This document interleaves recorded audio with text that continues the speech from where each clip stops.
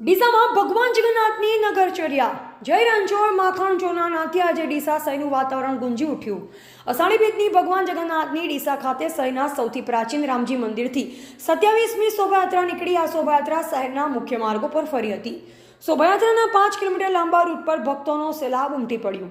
આજે અષાઢી બીજ છે અને દેશભરમાં ભગવાન જગન્નાથ, ભાઈ બલરામ અને બહેન સુભદ્રા નગરચર્યા પર નીકળ્યા ત્યારે ડીસામાં પણ દર વર્ષની જેમ સુભાષચંદ્ર બોઝ સેવા સમિતિ દ્વારા છેલ્લા 27 વર્ષથી ભગવાન જગન્નાથની રથયાત્રા નીકળવામાં આવે છે। ત્યારે આજે ડીસા શહેરના જૂના રામજી મંદિરથી નીકળેલ ભગવાન જગન્નાથજીની રથયાત્રા ધામધૂમપૂર્વક નીકળી, જેમાં મોટી સંખ્યામાં ભાવિ ભક્તો જોડાયા। શહેરના પ્રાચીન રામજી મંદિરથી નીકળેલી આ શોભાયાત્રા રીસાલા મંદિરથી SCW 4 રસ્તા અંબિકા ચોકથી ભગવાનના મોસળા ગયા બાદ વિશ્રામ કરી સરદાર બાગ આગળ પહોંચી, જ્યાં ત્રણેય રથને વિરામ અપાયો। બગીચા સર્કલ પર ઊંચી ક્રેન પર પાલખી લગાવી અગ્રણીએ તેમાં બેસી ફૂલ વર્ષા કરી।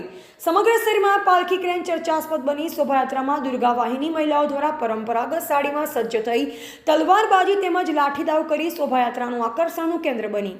ત્યારબાદ ભગવાન જગન્નાથજીની શોભાયાત્રા નિયત રૂટ પર આગળ વધી। ત્યારબાદ ફુવારા સર્કલ, ગાંધી ચોક થઈ નિજ મંદિર પરત ફરી। આ શોભાયાત્રામાં લાઈવ ડીજે, ઘોડા, ઉટલારીઓ, આનંદ ગરબા મંડળીઓ, ભજન મંડળીઓ, અખાડાઓ સહિત વિવિધ ઝાંખીઓએ વિશેષ આકર્ષણ જમાવ્યું। રથયાત્રાના બંદોબસ્ત માટે ચિરાગ કોરડિયા, બનાસકાંઠા SP અક્ષયરાજ મકવાણા સહિત પોલીસ અધિકારીઓ તેમજ પોલીસનો કાફલો ઉપસ્થિત રહ્યો હતો।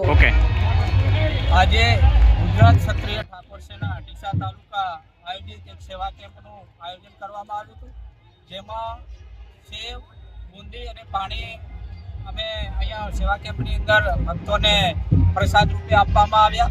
સાથે ઠાકોર સેના એ કાયમી સેવાકીય પ્રવૃત્તિ સાથે જોડાયેલી છે, જેમાં બ્લડ સેવા હોય, પૂરની હોનારત હોય, સામાજિક કોઈ માનો કે સેવાનું કામ હોય, વૃક્ષારોપણ કાર્યક્રમ હોય, માનો કે પશુઓનું પણ કોઈ પણ માળા વિતરણનો કાર્યક્રમ, આવા કાર્યક્રમો અમે કરતા હોય છે।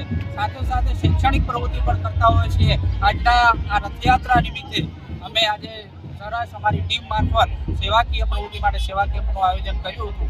એટલે આ જગન્નાથ ભગવાનને અમે પ્રાર્થના કરીએ કે આજે આ ડીસા તાલુકો અને શહેર તમામને સુખમય આખું વર્ષ જાય એવી ભગવાનને પ્રાર્થના।